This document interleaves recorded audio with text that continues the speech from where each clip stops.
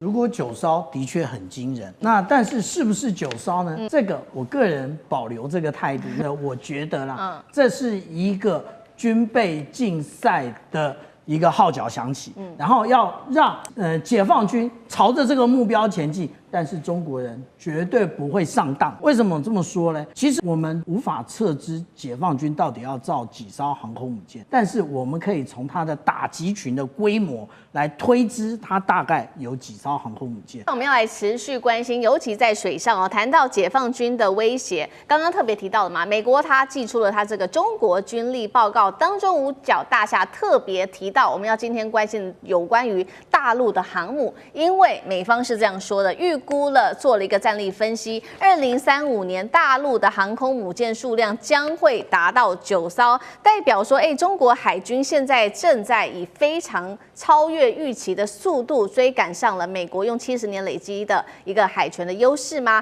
缩小和美军目前拥有11艘核动力航母的差距。但是呢，在此刻也有人出来酸哦，这是美国的海军战争学院的教授他这样说的。他说，虽然大陆持续扩大他的航母舰队，这是一个大事，没错啦。但是呢，也未必代表说他到2035年有9艘航母都能够真的发挥它的实战力。针对这样子的言论，不知道舰长怎么看？另外，大陆在10年内这边说航母舰队会来到9艘，如果成真，会改写印太海军势力的版图吗？你怎么看？如果9艘的确很惊人，那但是是不是9艘呢？这个我个人保留这个态度，因为我觉得啦，这是一个军备竞赛的一个号角响起，然后要让解放军朝着这个目标前进，但是中国人绝对不会上当。为什么这么说呢？其实我们无法测知解放军到底要造几艘航空母舰。但是我们可以从它的打击群的规模来推知它大概有几艘航空母舰。为什么？我们现在来看每一次这一个航空母舰打击群出来的时候，都会出现的标准就是055的万吨驱逐舰，因为这个055万吨驱逐舰的本身，它除了有高功率微波、有米波雷达可以反逆中载具之外，另外它有那个上百座的垂直发射系统，它就是一艘标准的防空指挥舰。那如果现在来看，这个东部战区的这一艘唯一的一艘还没成军啊，加一加也不过9艘嘛。那如果9艘，大家觉得这刚好错了，为什么？因为其实我们可以看到美国实际上也经常的发现055万吨驱逐舰不知道到哪里去了，也就是他们的除了我们讲到说给提供给打击群之外，另外他还要维修他还要训练所以我们这样看绝对不可能是9艘。那当然也有一种说法是，他055还会继续做的确是因为它055第3批，我们目前还没看到实际的状况。根据中国的国防预算，他们是在2027年之前要交付12艘的动555战舰这中国他们国防部的内部规定。对，那但是呢，那12艘的话，那到目前为止也只差3艘嘛。那只差3艘，其实数量不大，12艘它9艘，那剩下3艘，难道是北部战区、东部战区以及南部战区各1艘吗？也不会是这个样子。所以我们这样讲这个9艘其实也就是鼓励中国赶快发展。另外有一个部分，大家有发现吗？也就是大连舰体学院并没有扩大招生那如果是这样的话，他的人从哪里来？我们不要一直讲军舰。军舰是硬体，真正重要的是软体的人才是真正的重点。所以我个人研判，这个有关于9艘那一点机会都没有，不是中国大陆没有能力，只是他没有这个意愿但是呢，他会继续的造，因为其实我们现在看到的福建舰只是电磁弹射的第1艘，那它还会再进行改进。那另外等一会儿会讲到的，也就是有关于核动力的部分。核动力的部分现在正在大连造船厂在做那这个在大连造船厂呢，其实大家都认为在大连造船厂这个部分其实好像是一个假消息一样，但是实际上我们看到的照片非常多。但是我给大家举个例子啊，什么时候为什么货柜轮要使用核动力？货柜轮为什么要使用核动力？其实没有道理啊。现在我们看到的这一个，例如说这个中国大陆它的一个输往欧洲的这一些电动车，它自己用的是双动力，也就是它使用的是 LNG 跟那个一般传统动力两种辅助使用。可是为什么要用核动力？因为核动力就是一个试验的载台，因为它用的是土反应器。土反应器也就是现在大家认为最可能装上航空母舰的。那但是如果按照我们现在所看到的各种的照片来讲的话呢，其实实际上来讲，大连那一艘应该已经坐实就是核动力的这一个航空母舰。那它还要测试啊。我们讲到说这个测试的期程，其实虽然它在这个我们讲到说货柜船上面已经测试过了，可是放到军舰上那又是另外一回事，因为它还要搭配的是中压直流系统，然后一起来做那个测试的话，那又是另外一回事。所以9艘断无可能，但是数量绝对不是现在的3艘或者是4艘而已。好，诚如这个舰长帮我们特别看到了这个航母的数量，我们在讨论之外，还有刚刚也特别提到了有关于就是航母它未来这个核动力航母未来的心脏核反应炉可能会使用哪一种？刚刚特别提到现在正在研发的就是这种土基熔岩反应炉，它有一些现在说是比较可能去使用这一款的原因是因为它的效率高，然后它的重量体积比较小，节省的吨位还可以把它改作为是设备啊舰载机，在这边可以提升它的综合作战能力。那当然也有过去比较传统的这种方法，就是说直接用优先移植093级核潜舰上面成熟的技术压水反应堆，哪一个比较有可能？也要请教委员。应该还是压水反应堆啦。因为以目前空中照片拍到的2座反应炉的尺寸蛮大的，应该还是核反应堆的一个尺寸啊。那第二个啦，所有的航母啊都是2座核反应炉，如果是的话，潜水艇也是啊，潜水艇1座，潜水艇1座，这航母一定有2座，因为潜水艇的任务没有像航母那么复杂，航母要提供动力、提供电力，对啊，而且还有5000个人在生活，对，它那个容量这个要非常的大，对，而且有的时候要维修的时候不能整个停机啊，所以至少都要有一个反应炉能够动。还有个重水的，还有个重水传统的重油的，比现在比较少，对，航母没有用哈。那这个压水式的反应堆它基本上就是用高压把冷却水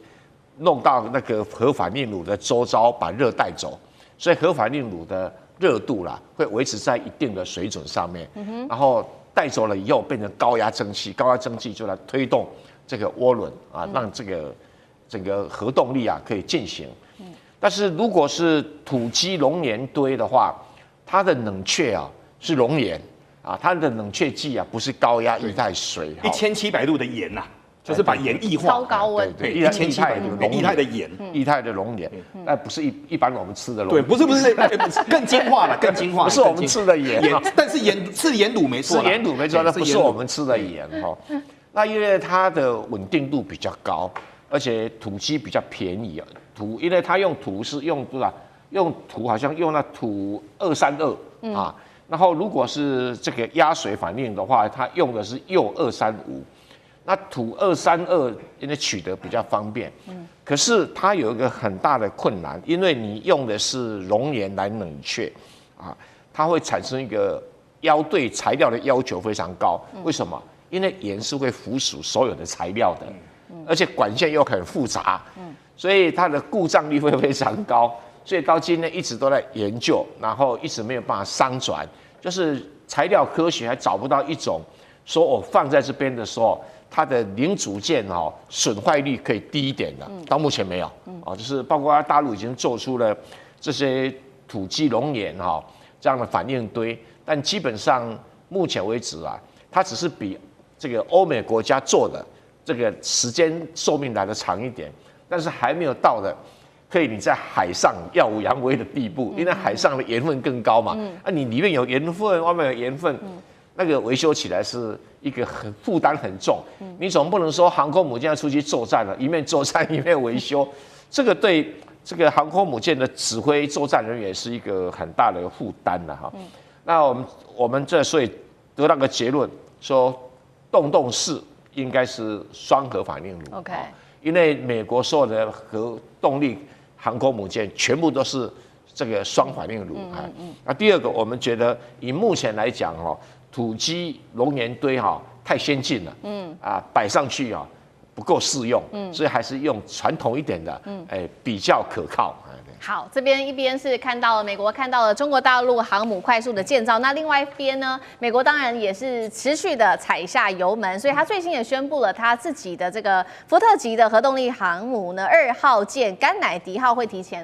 也就是明年初的时候就会展开首次的海试了。但是眼前确实它有一些残酷的事实，就是说甘乃迪号其实原本是2018年要交付，到现在其实呢，它已经就这样一整拖了7年的时间，最新的一个进程，它是到2027年3月才能正式的来做交付。那它确实战力也非常的好，现在的问题其实只是说它到底能不能这么快速的造出来。它的战力包括它可以操作 F-35C， 还有未来可以搭配它的黄鲷鱼作战半径，还有它的控海制空能力都可以因此大幅提升。宽哥怎么看？我们现在谈两边的硬伤哦。现在中国航母的硬伤，各位硬伤就是很简单，它吃油。航空母舰吃的油特别复杂。飞机要用油，它要用航空用油，航空用油，海军的跟空军的又不一样哦。然后呢，需要重油推动引擎哦。那各位还要发电机，所以还需要发电柴油，所以上面呢很大的空间全部都在装油了。美国的硬伤是什么呢？来跟各位谈哦。11月17号，美国你可以说它叫国防部，也可以说它叫战争部，部长叫赫格塞斯。赫格塞斯在对全美国的国防供应商的时候，直接说，他说了什么呢？这次说的可是重话。他说：“我们美国已经欠了北约、日本、韩国、台湾跟澳洲等等太多的军备，无法交付。目前包括了飞机、包括了雷达跟相关的一个飞弹等等，我们的进度是严重的落后。所以如何加强美国制造的生产能力？所以这时候各位硬伤就出来了。还记得今年出来的那个数字吗？中国的造船的一个速度是美国造船的速度，各位不是10倍。”不是100倍，是232倍。目前中国包括了中船、大连、江南、沪东、扬子江、外高桥等等，制造了全世界高达70%的一个商船。可是各位，它是以强大的钢铁去作为制造的一个能量，加上有很强的轮机的一个系统。所以这个时候呢，大家都在看的就是说，那美国这个时候要怎么追？因为美国现在还有另外一个伤，其实各位很多人可能不晓得哦。其实目前包括了伯克级跟神盾级都已经30年了。所以为什么川普会说，哎呀，从明年开始过去美国的总统是要回天家之后用一艘航空母舰用它来取名的，川普直接说我要更弄一个川普级，对，那我一个川普级呢，各位要35000吨，要 SPY 6型的，等等的开的号码非常非常大。那为什么这么大呢？其实川普也急，可是川普急的时候，他有做了一个非常重要的宣示，因为他把日本的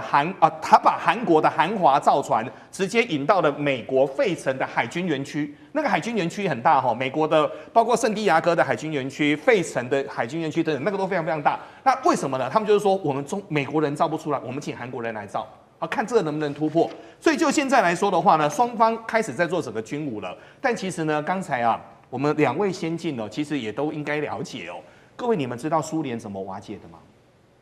苏联就是跟美国那时候在拼太空竞赛的时候，后面导致于经济的一个崩解，所以后面才列解为15个国。所以今天呢，包括了俄乌战争等等，这个都是过去引下来的。所以重点是在于说，双方有多少的制造能力，双方有多少的资本，双方有多少的一个能力。但回头去说现在美国急的原因就是在于中国，他们其实无论是在无人机，无论是在战舰，无论是在飞弹，很多人都想说飞弹的制造怎么制造？其实飞弹的制造当中有一些很特别的，例如说5金件，这个是非常难以制造的。而可是现在中国的无人机我根据我个人所看到的，无论是商用的或者是类军用的，各位他们都已经是关灯工厂了。关灯工厂是什么意思呢？包括了机械手背，包括了雷射的定点，包括了大规模的一个产线，都有办法开始来使用。所以就现在来说，为什么美国急？因为美国急的过程当中，美国发现在2次世界大战的时候，美国的制造能力是全世界的40%，可是今天美国的制造能力只有全世界的12%，而美国的物价又这么高，又缺工，他们看到了中国的下水饺的战术、战机跟战舰，他们看了，其实他们也会担心到美国的制造是跟不上的。好，观众朋友，今天军事上消息，赶快大家来看到的是福建舰现在呢说硬闯了台海哦，那。另外，今天也会来关心的是，美国的前舰战斧也亮相了。另外，还会来看到朱瓦特则是剑指中国大陆。好，最新消息，我们赶快来看到是大陆的第3艘的航空母舰福建舰通过了台海，目的是要到南海这边来进行科研的训练任务。就在前一天，我们看到日本的防卫省早就已经有动作了，在福建舰在钓鱼台西北大约200公里的东海这边现身之后，就和现代级的飞弹驱逐舰吕洋2级的飞弹驱逐舰编队一起来做航行了。我们先来关心在福建舰成军之前，能够接连穿越几个地方，从钓鱼台到台海，最后到南海，北京的政治讯号是什么？同时，我们也会来关心93阅兵刚结束嘛，福建舰成军能不能跟他一起来看？包括了在93阅兵上面，我们看到了海陆空的战略，现在是特别来强调在海上面的战力吗？那岳老师怎么看？这个阅兵还没结束哈，阅兵的话呢，在这个现场看到阅兵的话，看到天上的，看到地上的，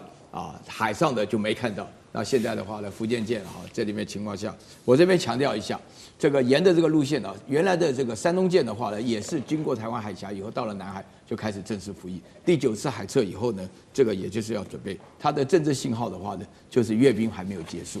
这个大家都知道，阅兵的话，岳老师刚从阅兵看回来，对，我很有感慨，我也蛮兴奋的就是说是这个福建舰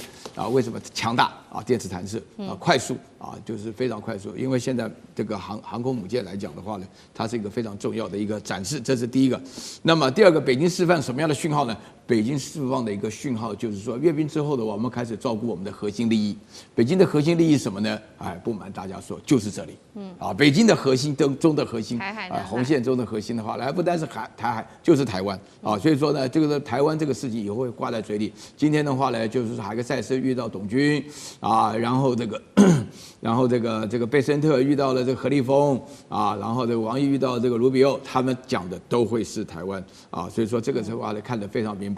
93就要阅兵，但是其实都是目的是在于要维护国家的主权，促进统一大业。那么当然讲的就是台湾。那另外的话呢，最重要的是，现在是不是轮到海军要展示国力了？确实就是如此。对航空母舰，而且它只是第3，大陆目前规划有6艘，第4、第5艘正在盖大连那边跟上海。所以说从这边角度来讲的话，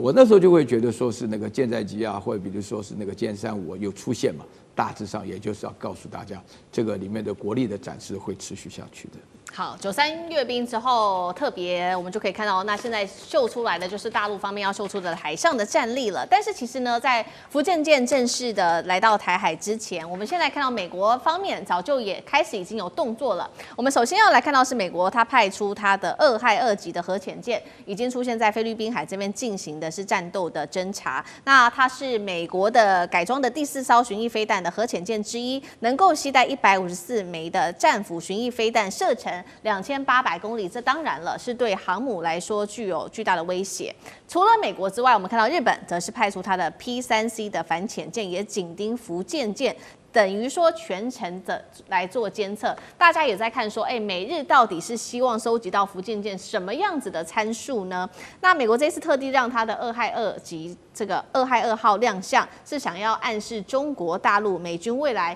也可能用潜舰来威胁你吗？厉将军怎么解读？其实很简单啦，美国会用2害2这个核潜舰，它是攻击型潜舰，它不是战略级潜舰。潜舰大概分为2种，一种是打洲际导弹的叫做战略级的。那另外来讲的话，如果说是发射鱼雷或者是战斧巡弋导弹那叫做这个攻击型潜舰。那解放军也是如此。解放军的话，094跟096，它发射的是巨浪2或者巨浪3，那是洲际战略飞弹，发射的是核导弹。那它的单数就是093跟可能会成军的095传统的动力叫039C 这种单数的它是攻击型潜舰。那这个为什么我说美军这个时候突然展示它2害2级的这种核潜舰，是认输了呢？因为它水面战舰它不敢出来，是这样。如果这很明显这个我们因为我今天不是因为这个我讲的，因为之前那美军有一个核潜舰的舰长，他就曾经讲过，将来这个要对付大陆他要派出多少艘的核子攻击潜舰就可以攻击大陆，但他忘了一件事情。潜舰确实是具有攻击力，是很强，没错。但是关键是说，潜舰不能遂行登陆作战，不能遂行地面作战。那潜舰当然在海底下有很好的生存战力，比水面战舰来得多。可是这个你有这种海底，你躲在水里面，你也没办法攻击嘛。那我们看出来，如果说是这个美军这时候这个在秀它的核潜舰，是不是代表它的水面战舰已经认输了？不再是中国的对手，他必须要退出第2岛链之外。因为我们这次看到93阅兵这个解放军所展示出来的各型的陆对舰或空对舰，甚至于舰对舰的导弹，那个密集度数量这个型号之多我确实是认为是震慑到美国，所以他们现在改成我用水下来对付你。那第2个，你看他为什么在陆战队？你潜舰就潜舰吧，你带什么陆战队？是配合他的所谓滨海作战的一种模式，也就是说，他用潜舰将这些陆战队员放出来以后，到其中一个无人岛上面去部署反舰或者是防空的导弹，想要借此来封锁中国大陆。但是关键在一件什么事情，你知道？就是你看看，这只是橡皮艇，那一颗导弹多大，一颗飞弹多大？然后这阿兵哥要不要子弹？要不要带着基本的自卫用的防卫的弹药？要不要带着油料？你这个导弹你总要发电吧，对不对？那甚至于说你后面吃饭的大米，对不对？你也要带，那是很重的。那你一艘橡皮艇，你认为它能够带多少？用潜舰运出来是没有办法。那为什么他会用到这个方式呢？我觉得也是代表美国第2个无奈为什么他之前想要用这个叫滨海作战舰，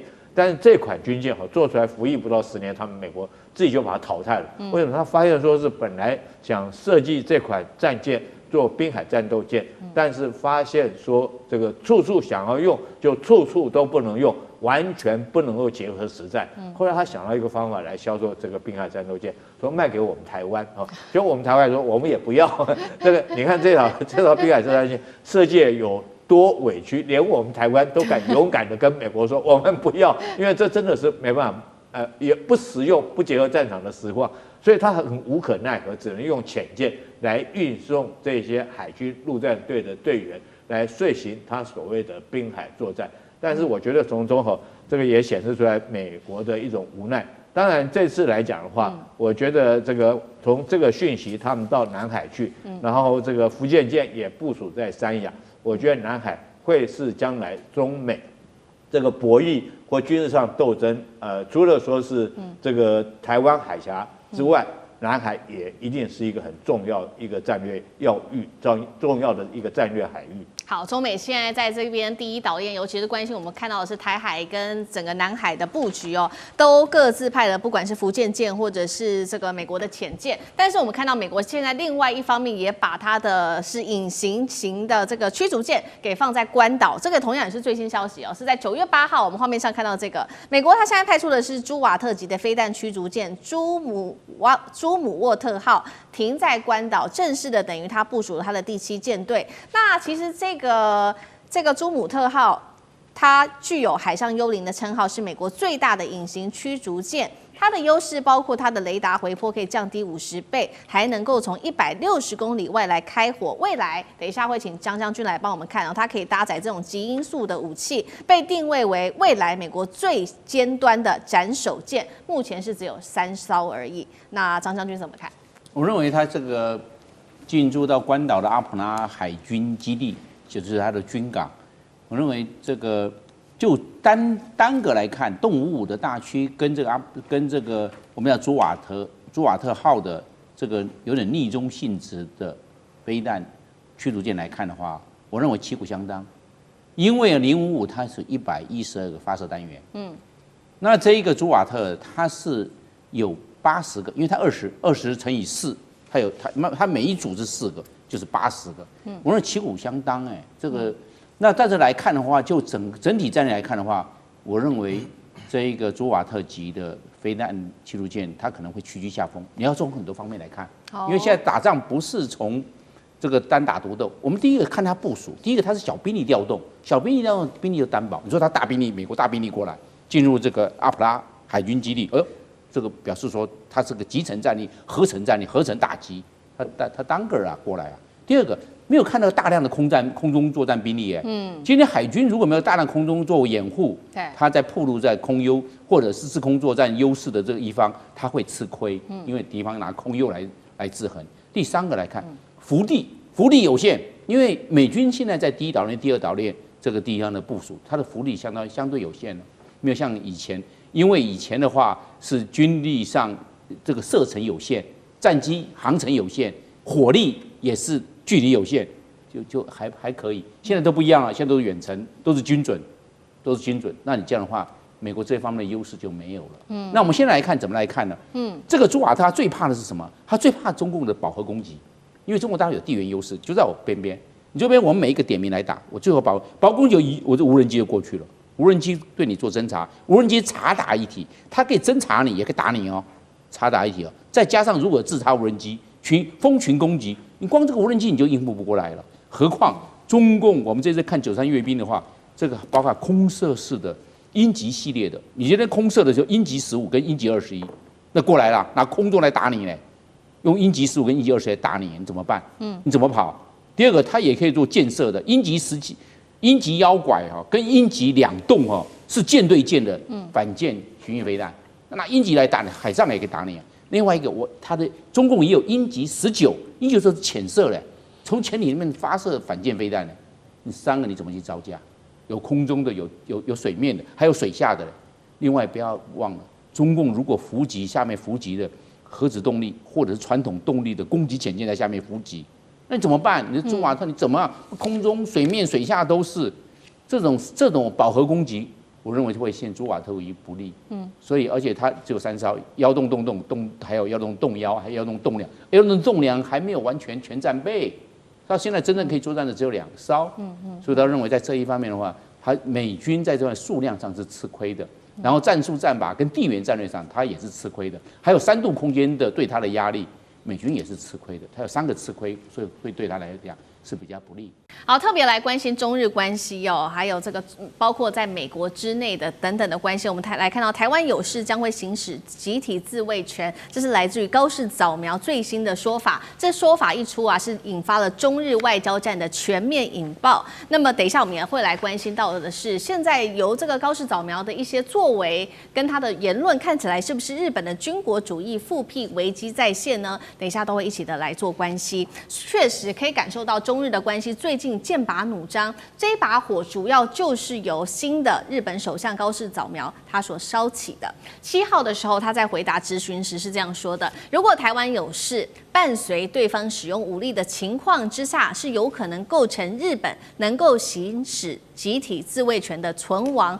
危机的事态的。这话一出成为被视为是首位对台海有事明确表态的日本的现任首相，立刻引发了北京的怒火。北京怎么做回复？我们要看到2位。首先这一位是中国驻大阪的总领事薛健是这样说的，他说那一种擅自闯入的肮脏头颅就应该毫不犹豫的斩掉。这话说得很强硬另外一位是大陆的外交部发言人林健，他说日本领导人公然发表这种涉台错误的言论，粗暴干涉中国内政，已经向日方提出了严正的交涉、强烈的抗议，敦促日方立即停止挑衅的行为，并且他在接受记者会，在记者问到有关于高市的事情的时候，他还说问这个高市说，你到底是想要台独势力向他们发出何种讯号？是要挑战中方的核心利益，阻挠中国统一大业吗？你想要把中日关系带到什么样子的地方去？那么高市他其实也做了一个回应他特别讲到说，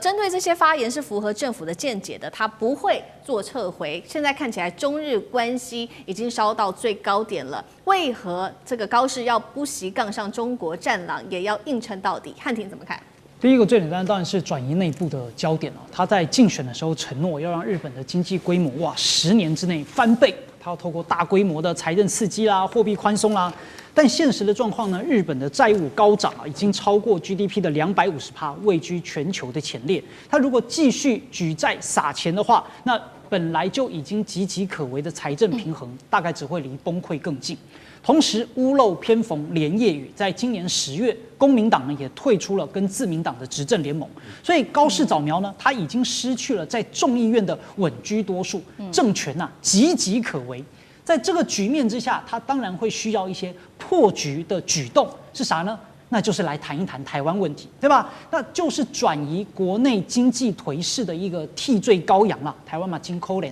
所以日本当前的经济困境堪称是3高2低。债务占 GDP 的比例创新高，通胀率呢超过3%，老龄化超过30%，而 GDP 的增长大概只有0.8%，贸易顺差连续5年是负的。所以高市早苗他就把苗头转向了中国大陆，既能够符合自己保守派的选民，也能够为失败的经济政策来做开脱。另外一方面，当然就是他个人的政治向往跟政治定位和野心的企图了。因为毕竟呢，他是符合整个右翼的政治立场和战略野心。因为他的这个政策倾向性来看，本来就是要推动安保策略的转向，甚至呢试水军事解禁。这一直都是自民党跟维新联盟长期的重要目标跟主张。所以长期来看，日本的极右翼，他当然是希望能够突破和平宪法的一种这个束缚跟框架，那来实现他修宪扩军和所谓国家正常化作为一个终极梦想。那高市也知道，就如果没有一个足以颠覆传统的认知，所谓外部重大威胁出现，那我的修宪就会缺乏急迫性跟合法性嘛。所以他上台之后呢，就是大搞这种激进的姿态，放大中国大陆的威胁，在民众营造一种你看战争迫在眉睫那我就可以为修改宪法增加更多的民意基础。所以现在他一方面也寻求要大幅增加防卫的预算，一方面呢就把台湾问题跟日本呢来挂上钩。这些它不是单纯的激进的发言，更是高市早苗精心设计的政策铺垫。一方面呢稳住自己的弱势政权，一方面也为扩充军备备路。好，这一回这个高市的激进的言论被视为是这个为了政治选票上面的考量，不过也有从其他的说法，另外一方面就是他最近有很多军事上面的动作，也有一个说法是不是军事主义的复辟，等一下会请厉将军来带我们看。那我们先来看到说，这个高市他为什么这么有底气？大家就在看说会不会是川普给他的呢？毕竟10月份的时候大家还记得吗？当时川普不是访问日本吗？这2位呢互动非常的好，那么川普还大赞说美日2国我们是最强的盟友。还跟高市说呢，任何你想要的，任何你需要的帮忙，美国我们都会在那里。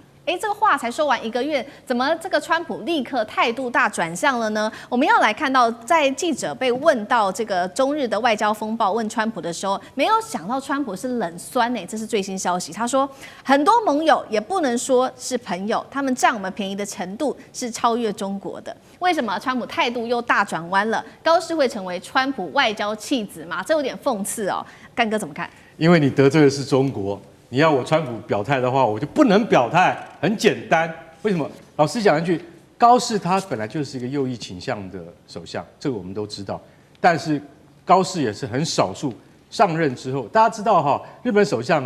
上下我们就已经习以为常了。可是对于他的自卫权的扩张，没有像高市这个人讲得这么清楚过，所以他的意向是必须要让日本的那个自卫权能够真的合法化，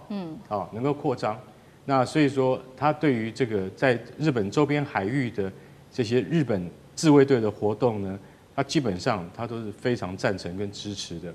所以在这个情况之下，老实讲一句，他今天提到这个汉庭刚才讲得很对他必须要转移这个焦点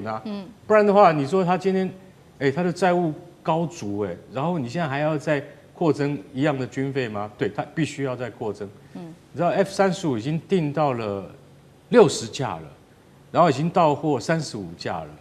然后韩国呢也跟他差不多，所以你就晓得说，日本他现在对，然后日本还要造更大的神盾舰，所以在这种情况底下，他必须要有一个合理的一个理由，那让他能够去遂行这些东西。那你就看到了，他说这个叫做存立危机事态。什么叫存立危机事态？就是存亡危机，如果说我们今天遭遇到存亡危机的话，有可能构成日本啊，它必须因为事态严重，行使集体自卫权。行使集体自卫权就是说，台湾有事就是我们有事。那你这样子严重侵犯了中国的主权。所以为什么薛健，也就是驻大阪总领事，他讲了这句话之后，整个中国外交部没有讲一句，没有评论，也没有安抚日本。照理讲，你应该说我们的外交官可能失言了，没有。那大家就可以想象得到，对，这个话不是薛健自己讲出来的，是被同意讲出来的。也就是说，我不能用外交部的立场来讲啊，那还得了？那不是两国不就陷入谷底吗？对，那所以应该要由官员来讲这个话之后，他没有召回，那个就是说他没有对于自己的内部没有任何的处罚或者是告诫。那日本说，那这个人应该驱逐出境，日本你也不敢，你敢把薛健驱逐出境吗？你也不敢这样做，为什么？那就真的要跟中国官方对抗。高市早苗没有那么蠢。那现在再来讲到川普，川普上个月才在横须贺港跟高市早苗一起在航空母舰上面对于水兵讲话，就说高市早苗真的非常了不起啊，成为第一任的女首相啊！我跟你讲，我们两个共同朋友谁呀？安倍晋三。你看安倍晋三5年前到美国去的时候，我也款待他，然后他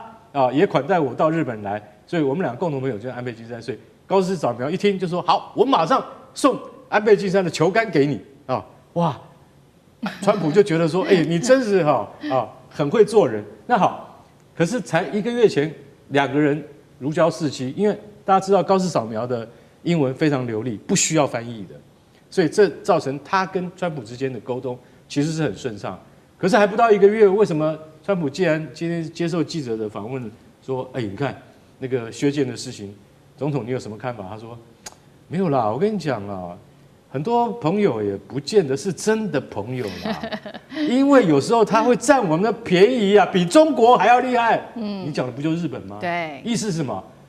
对于这一件外交风波，也就是薛健所讲的话所引发的外交风波，川普不想管，对，他不想涉入这样子的风波里面。大家就可以看到，他是一个商人呢。有利的时候他会进来，没有利益的时候他就4两拨千斤，他就转头就走掉。所以接下来高市早苗有那么好过吗？我们拭目以待吧。好，这样看起来，从川普的言论，好像高市有点像是被川普捅了一刀哦。不过另外一方面，我们来看到，如果从军事上面的角度来做一个解读，最近日本的种种动作，还有这个高市的种种动作，有一点点像是这个日本军事主义的复辟吗？等一下，请将军来带我们看，因为美日最近的军事动作真的很多，大家记得吗？9月份美日才刚结束这个叫做坚毅之龙的联合军演，美军本来要撤走它的这个提风飞弹在这个延国基地的，但是后来不但没有撤走之外，还变成常驻，这引发了中俄的抗议。除了在这个提风有在日本美军有设之外，还有在菲律宾同样都在做部署。所以射程我们从地图来上面特别做解读哦，下面这一圈是菲律宾，那上面就是在日本，他们射程是可以涵盖到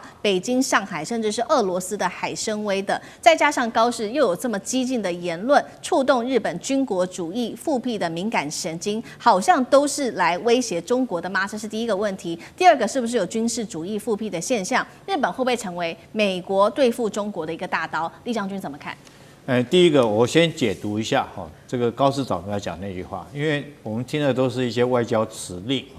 那我想说，我用军语来做大白话的军语大白话说明。高市早苗讲这话就是，你中国大陆如果说对台湾动手来讲的话，我就主动打你，就这么简单就做源头打击。那他有什么武器可以做源头打击？大家不要以为日本这个在外面骗人说他是只有和平宪法，全部都是自卫队好，这几天许多的观众朋友都很关心一件事情呢，就是日本首相高市早苗飘出的台湾有事就是日本有事这个论调，掀起了现在国际媒体所有人的关注。那么美中的领导人也马上打了一通电话，我们看到这次是习近平主席主动打电话给川普总统，并且在通话中强调，台湾回归中国是战后国际秩序一个重要的组成部分。他希望不管是美方也好，或是日方也好，在这个问题上要做出自己的明确的一个表态。那与此同时呢，美国的海事这个新闻网站的 Maritime Exclusive， 它一个报道就指出呢，直到今年的10月，其实在中共这边的高层啊，也做了很多的风吹草动，包含中共解放军有4位4星将领，他们被免职了。那其中呢，不乏曾经在东部战区的这个前线指挥官，可以说是这些东部战区的将领们，他们就是万一啊，这个中国沿海，不管是对台海、对日本有什么风吹草动，这些人就是第一线的执行者。那习近平一边强调台湾回归的论述，那另一边是大规模的清洗这些东部战区的将领，这是在清除军中的贪腐吗？表面上好像是，但更多人解读会不会是说，因为东部战区很多人嘛，有鸽派有鹰派嘛，现在就是要把鸽派的人全部扫荡掉，派出鹰派，派出战狼派，派出想把台湾这块肉叼回来最积极的这群人，让中国高层夙愿已久的，我们说2027年进攻台海。统一大业这个事情，现在已经在做准备了，是这样吗？尚志哥，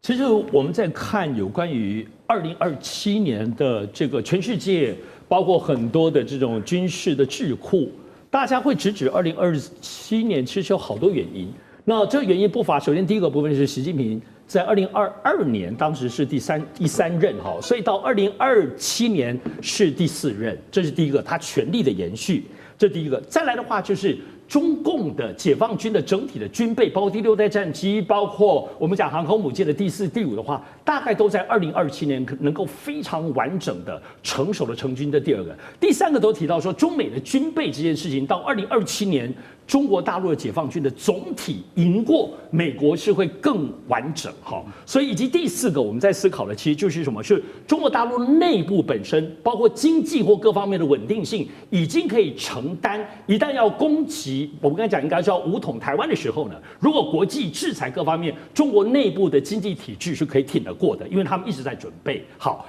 那么多当中，到底哪一个原因？其实国际当中其实都关注的，或者是从中国自己的历史上的经验角色是什么？就是要确定你所有的部分最关键的将领有没有2星。所以其实我自己在两岸当中这30年来，在过去一些产官学啊，在思考两岸最危险的一个观察指标，就是一旦大规模的在清洗军中的，尤其是最高阶的人士。为什么？因为中国历史上每一次当中朝代的更迭，一旦如果没有，因为涉及到军力的变动，整个中国的国土里头就有很多的区域的部分战争，于是就诸侯割据，就一旦打仗诸侯割据，在近代的时候也叫民国好不容易推翻满清，结果军阀割据，所以也就一旦打仗要进行统一的时候，其实手上有军权的人，如果他不够忠诚，不够真正的向心的时候，他其实非常危险的。我们现在看到，在这一波当中，包括9名的高级将领，33个上将当中，已经有12个上将被清掉了，而且没有补。所以到底会什么样的原因？其实你说是只是反贪腐吗？但是反贪腐背后一个很重要的原因，就是如果你一旦贪腐，是不是表示美国花钱就可以把你买下来了？或者是说你自己为了你的利益，可以在最后一旦在所谓特别是东部战区要打台湾武统的竞争的时候，其他西北、东北的战区，大家就可以纵兵力，一旦乱起来了，特别是如果一旦整个战线，包括像日本。包括美国等等都卷入的时候，要知道这个部分手上有军权，如果不效忠习近平，不效忠北京中央的时候，那完全就是大失控，而且还有列强马上就进来。所以我们现在在观察整个在清洗有关于军中人士，不只是贪腐的问题，所以这里头确实有个指标，因为我们知道，如果在2025年的年底前清洗掉那么多12名以上的部分上将的时候，就表示后面的递补大概到2027年之前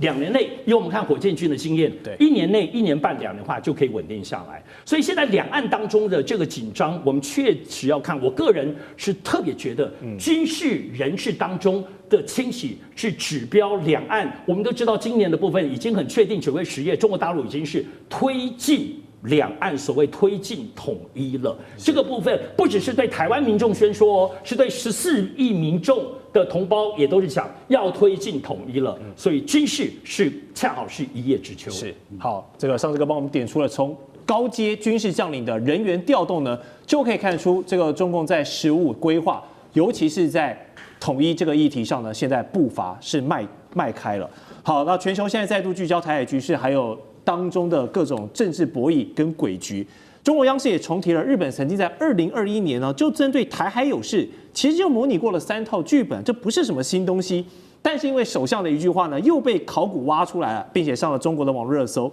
我们从曝光资料可以看到，这计划的核心呢，大概有分成3个层次啊。第一层就包括了水陆的机动团快速夺取关键岛屿，然后建立前世人的据点。那第2层是大规模的兵力投射，还有最重要的第3层，飞弹的介入等等。好，所以日本台海有事的剧本，这不是什么新鲜事了。但这一次，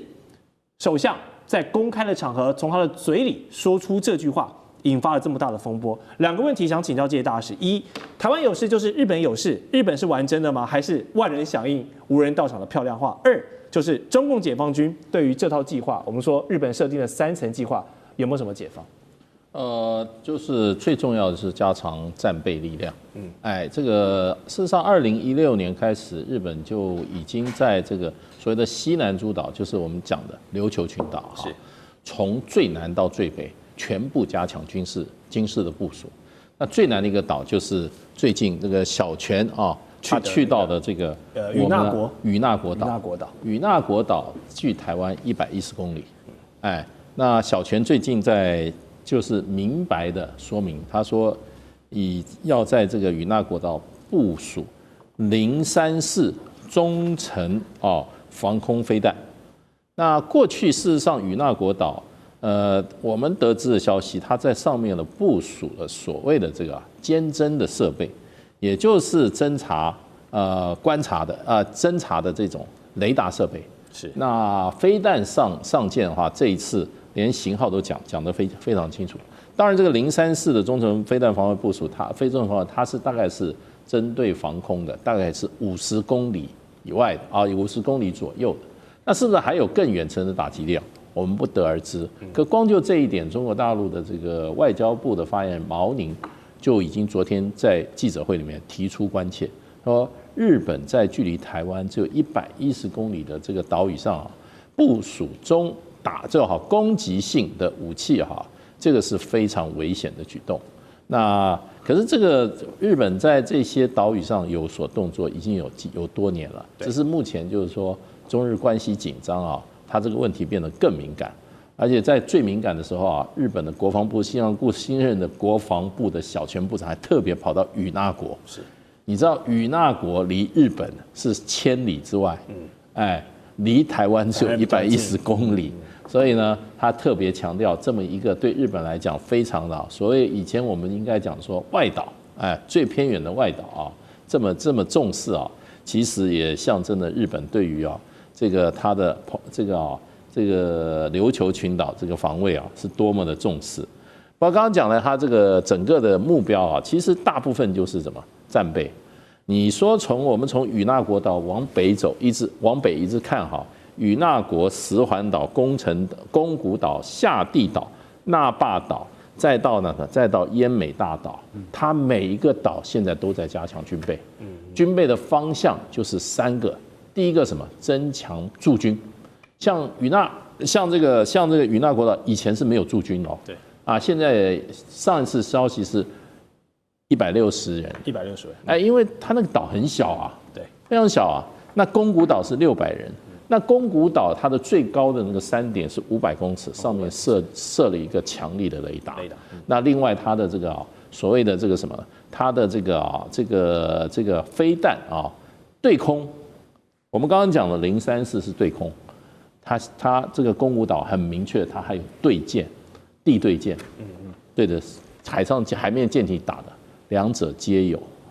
那另外一方面，在这个我们在石环岛也是一样，都是在这个方面人员装备，然后都是远程打击能力的这个装备上去。那再接下来就是琉球本岛，琉球本岛本来日本驻的这个军队，它是属于旅团级，可是这2年它提升到师团级，那配员额是4000到5000人之间，所以是兵力加重，然后呢这个火力加强，然后呢还有很多新的设施。那在比较靠近这个日本本土奄美大岛它修了很多的机场，因为它土地比较大而且大部分都是运输机的机场，有3个可以进行运输机的机场。那另外整个来讲的话，日本事实上我们讲2021年的这个计划，它预备在刚刚也讲了，在那个各个岛屿总共设置130个飞弹的仓库，所以就变成就是说人员扩充，然后呢弹药增加，然后呢武器的性能提升，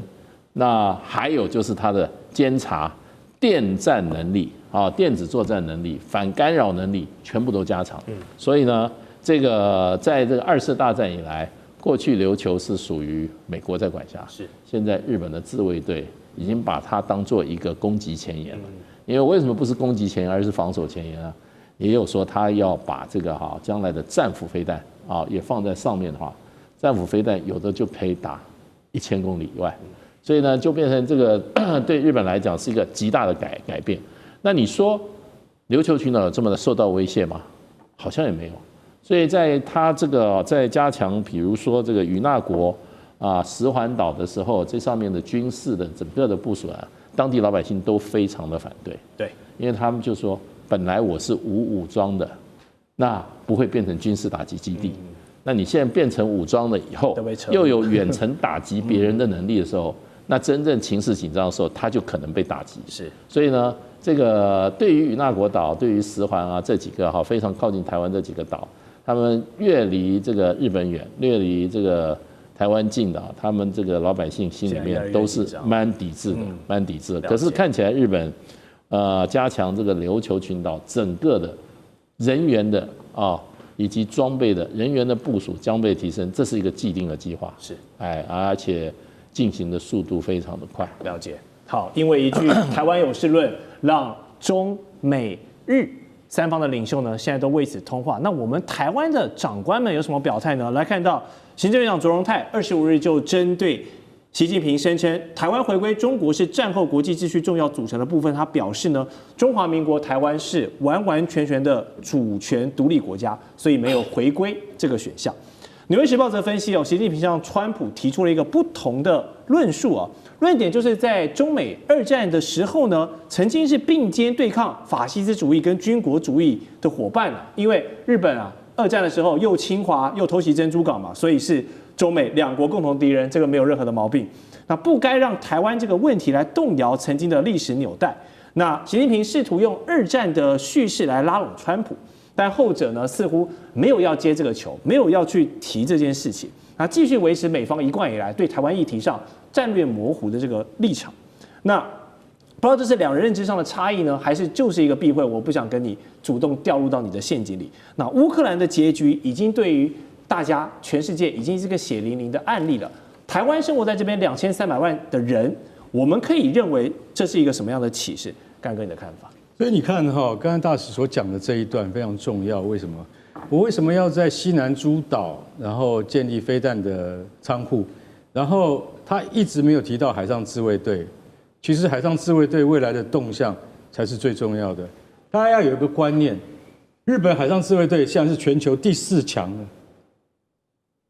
它只是一个自卫队，错了。它的实力超过多少国家？它只输给中国、俄罗斯跟美国而已。它现在是第4强，它随时可以变得更强。海上自卫队就是这么强。好，但是碰到了中国，它就没辙。为什么？因为中国的规模已经不是你可以想象的，连美国都不敢想象。所以高市早苗现在在玩危险的棋。你在接近台湾的这些周边岛屿部署了这样子的武器，甚至你还有什么水陆机动团？水陆机动团就是海军陆战队，这个最敏感。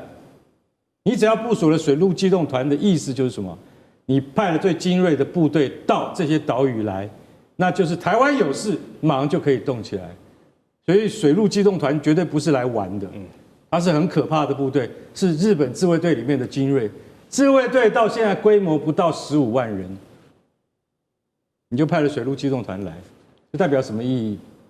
就是要干预，万一台湾有事的时候，马上就能够介入，或者马上就能够拒止，这是最大的意义存在这边。所以习近平这次他讲了一句，他既然提到了2战的叙事，对，可是让大家非常感到，